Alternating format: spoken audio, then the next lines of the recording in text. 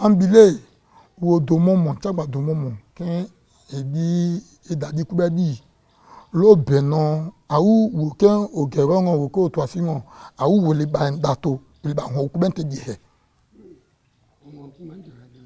Hein? Ou comment te dire?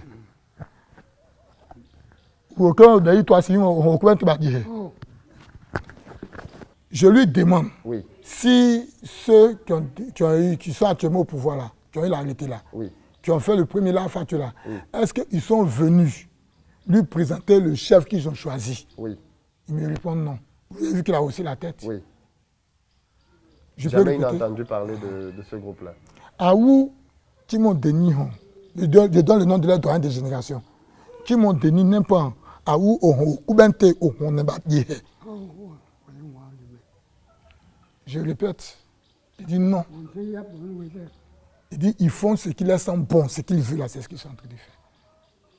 D'accord. Okay. Je voulais même lui donner le micro, que lui, il paraît que vous entendiez. Non, il n'y a pas de souci. Donc aujourd'hui, en fait, on est dans cette situation-là là où il y a en gros un chef qui est validé par l'administration, mais que le Nana et son comité de sages ne reconnaissent pas. Que les us qui n'ont pas respecté les us et coutumes. Qui n'ont pas respecté les us et coutumes. Mais en fait, pourquoi il y a un problème derrière? Parce que de ce que j'ai compris aussi, toute cette volonté de prendre le pouvoir, c'est aussi parce que derrière, il y a de gros intérêts.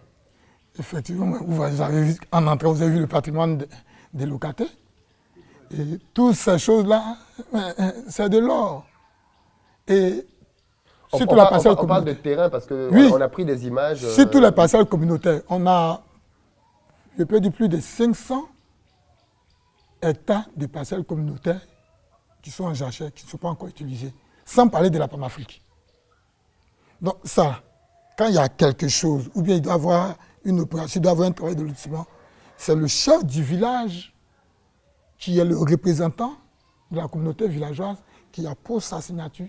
Mais en ce qui concerne les familles, c'est les familles eux-mêmes qui décident. Mais là encore, le chef, c'est lui qui doit poser sa signature. Donc, il y a beaucoup d'avantages dans donc, oui, être chef, en fait, c'est très, très important. Ici, en pays à Tchan, c'est la richesse. Il y a beaucoup d'intérêts derrière. Ici, en pays à Tchan, c'est la richesse. Donc, en fait, c'est le chef qui décide finalement ce qui va être fait de ces... Normalement, il décide avec l'accord de ces personnes. Mais aujourd'hui, plus que l'arrêté là, lui donne tout le pouvoir. Dans l'arrêté, on ne parle pas de X, du soin, du... Voilà pourquoi le Nana a mis sur pied ce système de faire signer un papier, comme il a fait au temps des Doubo. Pour signer un papier de convention de lotissement et autres, il faut que toutes ces personnes soient représentées.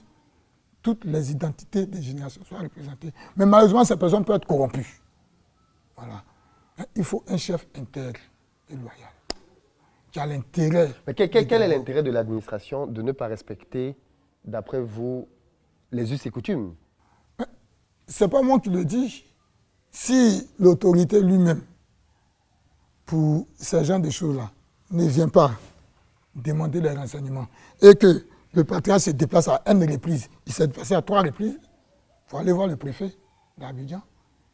Et le préfet d'Abidjan a fait savoir qu'il va respecter les us et coutumes parce que lui, il est étranger de la culture Atchan, ne connaissait pas la culture Atchan. Il faudra qu'il soit imprégné. S'il doit se référer à tout moment à ce que disent seulement les jeunes, ou bien ceux qui ont soif du pouvoir, mais ils vont venir, demain, le village va se retrouver dans un mécontentement du fait que là, juste coutume est biaisée. Tout à fait. Voilà. Donc, eux, leur intérêt, moi, je ne saurais dire quel est leur intérêt. Mais sachant que nous, actuellement, ce que nous voyons, puisqu'il y a des promesses alléchantes qui sont faites. Il y a des promesses alléchantes qui sont faites et eux-mêmes, ils sont capables d'expliquer. Parce que je me souviens, quand je partais le Nana, où il disait au préfet que le village des locataires, là, on a beaucoup d'opportunités. Nous sommes en train de perdre tous nos terres. C'est toi, en tant que préfet, qui dois prendre tu dois t'appuyer sur nos us et coutumes. On doit travailler en symbiose pour qu'on ait un chef du village pour tout organiser et mettre tout mais quelle est la crainte? C'est que le nouveau chef, qu'il ne fasse pas bénéficier à toute la population des richesses du village? Je ne pense pas que ce soit ça. Le nouveau chef, c'est tout simplement, les parents, comme moi je leur demande, ils disent tout simplement que ça n'a pas respecté nos us et coutumes. D'accord. Il faut, pour être chef du village, il faut respecter. En fait, pour vous, c'est un chef illégitime. C'est tout. C'est tout. Il faut, pour être chef en pays à Tchala, il y a des choses qu'il faut faire. Et il n'a pas fait, il n'a pas été initié. Il y